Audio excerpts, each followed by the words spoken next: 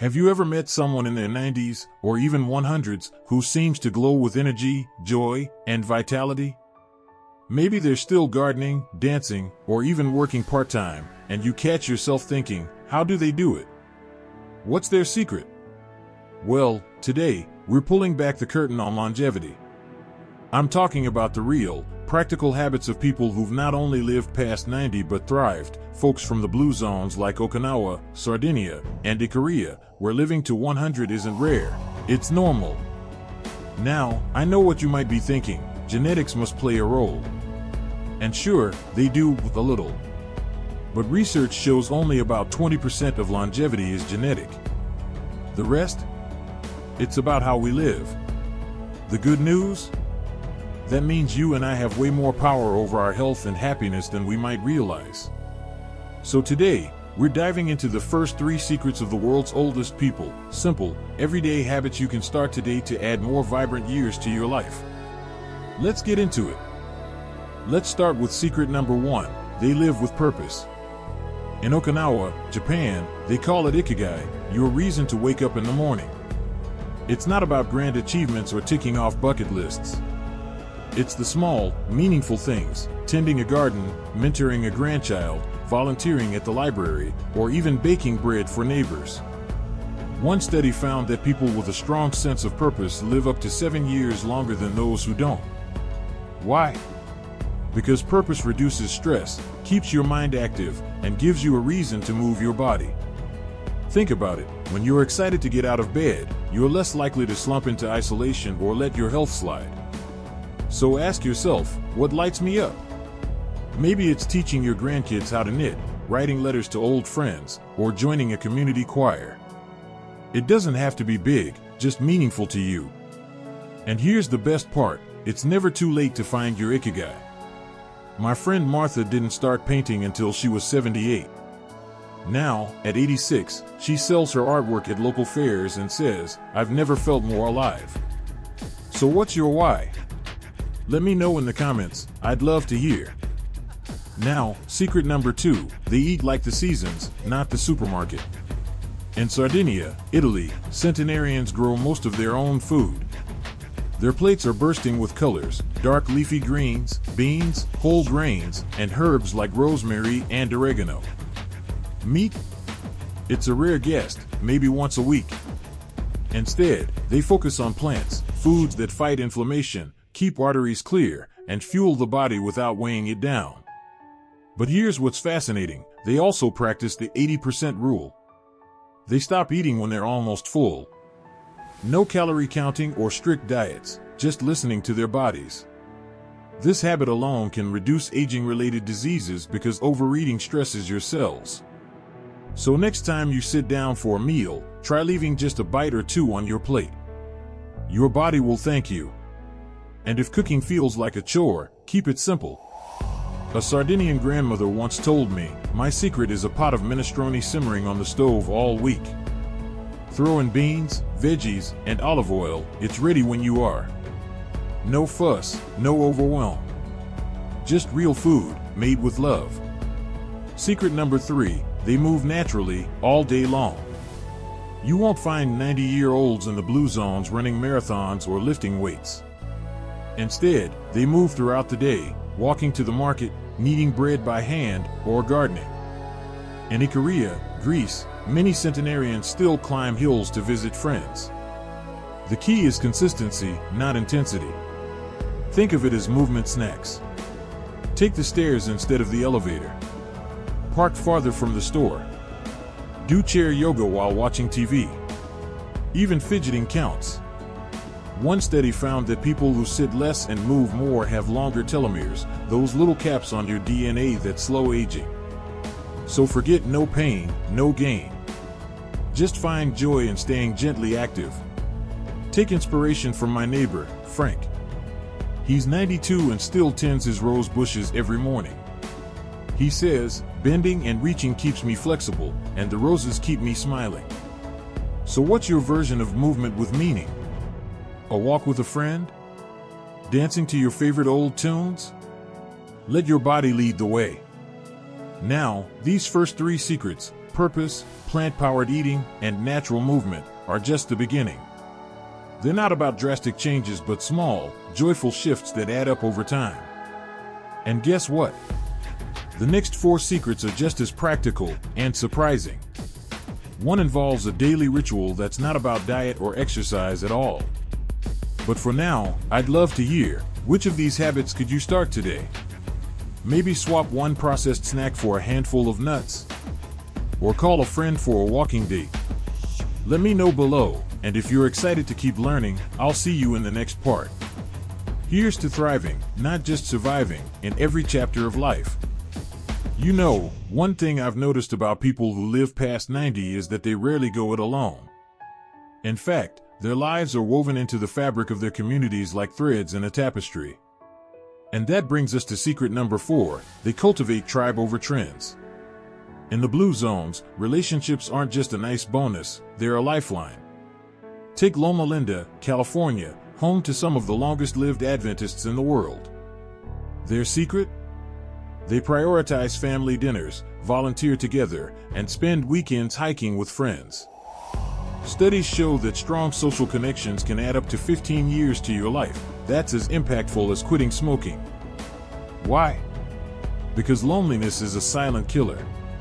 It spikes stress hormones, weakens immunity, and even accelerates dementia. But in places like Ikaria, Greece, where people often live to 100, neighbors check on each other daily. They share meals, stories, and laughter. So how can you build your tribe? Start small. Join a book club, host a weekly coffee hour, or even volunteer at an animal shelter. My Uncle Jim, at 88, started a Friday morning breakfast group at his local diner. He says, it's not about the pancakes, it's about knowing someone's expecting me to show up. And that's the magic. You don't need a crowd, just a few people who truly see you. Now, let's talk about secret number 5. They outsmart stress every single day. We all face stress, right? Bills, health worries, world events. But here's the difference. Centenarians don't avoid stress, they disarm it. In Sardinia, they gather at 5 p.m. sharp for happy hour, but not the way you might think. They sip a glass of red wine with friends, swap stories, and let the day's tensions melt away. In Okinawa, they practice moai, small groups that meet regularly to talk, laugh, and support each other through life's ups and downs. But my favorite stress buster comes from the Nicoya Peninsula in Costa Rica. Every evening, families sit together in rocking chairs and watch the sunset. No phones, no TV, just quiet gratitude. Scientists call this downshifting, and it's proven to lower blood pressure and inflammation. So what's your version of a daily sunset moment?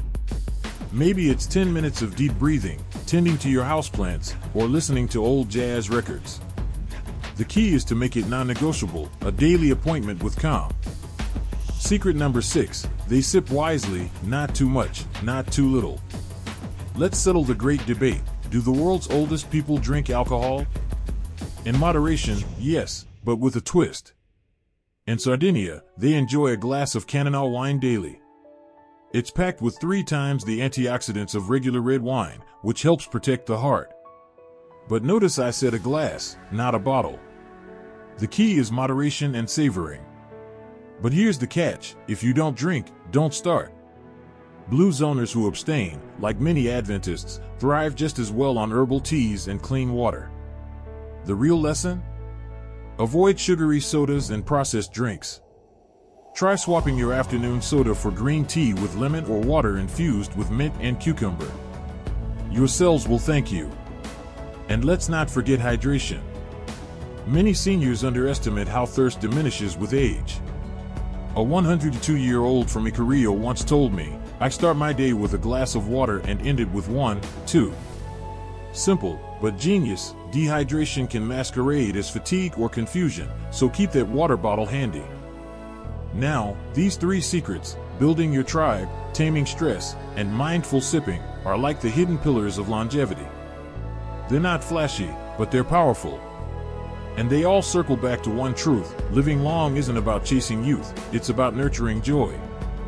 But wait until you hear secret number 7. It's the most surprising of all, a habit that costs nothing, takes just minutes a day, and has been linked to longer telomeres, those markers of biological youth we talked about earlier. And I'll let you in on a bonus tip that blues owners swear by, something you can do tonight to boost your health while you sleep. But for now, I'd love to know, which of today's habits resonates with you? Could you invite a neighbor over for tea this week? Or swap soda for herbal tea? Drop a comment below, I read every one. And if you're feeling inspired, imagine how much more is possible when we combine all 7 secrets. Let's keep this conversation going. I'll meet you in the final part. You know, when I first started learning about the world's oldest people, I expected their secrets to revolve around kale smoothies or marathon workouts. But the more I dug into their lives, the more I realized the real magic isn't in what they do, it's in how they think. And that brings us to secret number 7. They believe in something bigger than themselves. In Okinawa, elders gather daily at their community's sacred tree to honor their ancestors. In Loma Linda, Adventists start each morning with prayer or meditation. Even the atheists in blue zones often have a deep sense of connection to nature, humanity, or a personal mission. Why does this matter? Studies show that people with strong spiritual or philosophical beliefs have lower rates of anxiety, heart disease, and even chronic pain. It's not about religion, it's about finding peace in the idea that your life is part of a larger story. My friend Helen, who's 94, puts it perfectly, I don't know if there's a heaven, but I know my garden connects me to every living thing. So whether it's volunteering, stargazing, or writing poetry, find what makes you feel anchored. It's like a lighthouse in stormy weather, always guiding you home. Now, remember that bonus tip I promised? Here it is, they nap without guilt. In Korea, Greece, nearly everyone over 90 takes a 20-minute afternoon siesta. And guess what? Research shows regular nappers have a 35% lower risk of heart disease. But here's the trick, keep it short, 20 to 30 minutes max. Any longer, and you'll dip into deep sleep, leaving you groggy. Think of it as a reboot for your brain and body. No need for pajamas or a fancy setup, just curl up in your favorite chair, set a timer, and let go. And if napping isn't your thing, try closing your eyes and listening to calming music for 10 minutes. It's like hitting a reset button on stress. So let's tie this all together. Living past 90 isn't about luck or genes, it's about layering small, joyful habits that honor your body, mind, and spirit.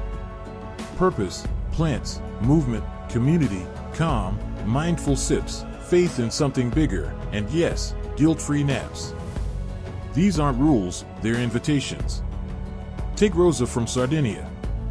At 101, she still walks to her grandson's house every Sunday, cooks a pot of minestrone, and naps in her rocking chair afterward.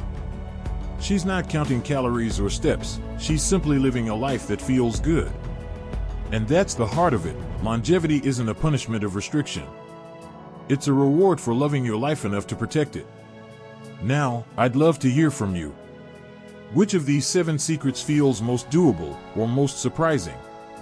Maybe you're already a pro at napping, or perhaps you're inspired to call an old friend today. Drop a comment below and let's keep this conversation alive. And if this resonated with you, do me a favor, hit that like button and share this video with someone you care about. Together, we can rewrite what it means to age, not as a decline, but as an adventure. Thank you so much for spending this time with me. Until next time, remember, every day is a gift, and you're never too old to unwrap it with joy. Here's to your health, your happiness, and the many, many years ahead.